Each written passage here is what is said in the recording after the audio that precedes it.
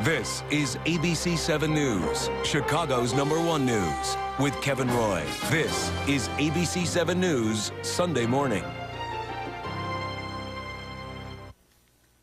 Good morning. It is 6 a.m. on the nose on this Sunday morning, April 11th, 2010, the second Sunday of April.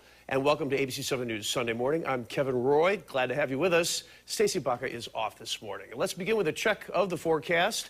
ABC 7's Phil Schwartz in the Weather Center, feeling very spring-like out there. Absolutely, Kevin. You know, low. There more than that in a few minutes. Kevin? All right, very good. Thank you, Phil. Sure.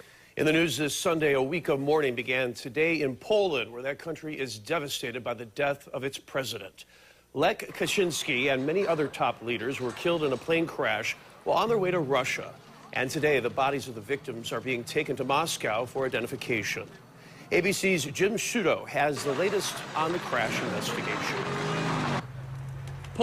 Governor Pat Quinn praised the late president as a courageous and dedicated champion of his nation who inspired Polish Americans. People of Poland are freedom-loving. And Poland's flag is at half-staff now outside the Polish consulate on North Lakeshore Drive in Chicago. A floral tribute to the victims is at the base of the flagpole. All day Saturday, grieving residents came to the consulate to sign a condolence book. Poland's consul general was a close friend to some of the victims. Many people in Chicago's Polish community tuned to WNVR after hearing news of the tragedy. It's a Polish radio station that's now trying to help its listeners recover from the airplane disaster. Some of those who phoned the station compared their sadness to America's grief after the 9/11 terror attacks. President Lech Kaczynski had planned to visit Chicago later this month to attend the Polish Constitution Day parade on May 1st. And stay tuned to ABC 7 News for continuing coverage of this story coming up on Good Morning America at 7 a.m. right here. Republican Party Chairman Michael Steele drew a standing ovation this weekend at the Southern Republican leadership in New Orleans. This was his first public appearance since the disclosure of questionable spending resulted in top aides cutting ties with him. Steele told the crowd that he's made mistakes. He's also talked about midterm elections. From cap and trade to the fraudulent so-called stimulus. 6:12 now and ahead here on ABC 7 News Sunday morning. Our Hungry Hound checks out the local menus expanding to fill the need for gluten-free food.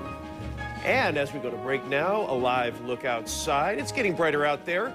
We are at 48 degrees right now. Some clouds are out there too, but will we eventually see some sun today? Phil's forecast is next.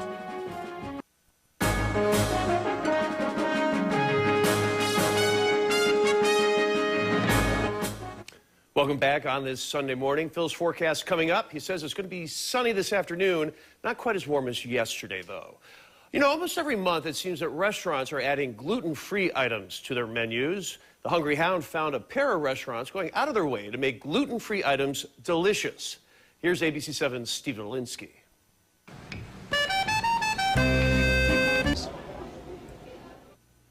Does look good, and this weekend's been pretty nice to get outside. Gorgeous day yesterday. Yeah, we're on track to have one of our warmest Aprils ever if this keeps up. And it's a good pace. Yeah, and even though it's going to be cooler today, it's still going to be above normal. And by midweek, we're going right back into the 70s. Right on. Keep it up. Yeah, very nice.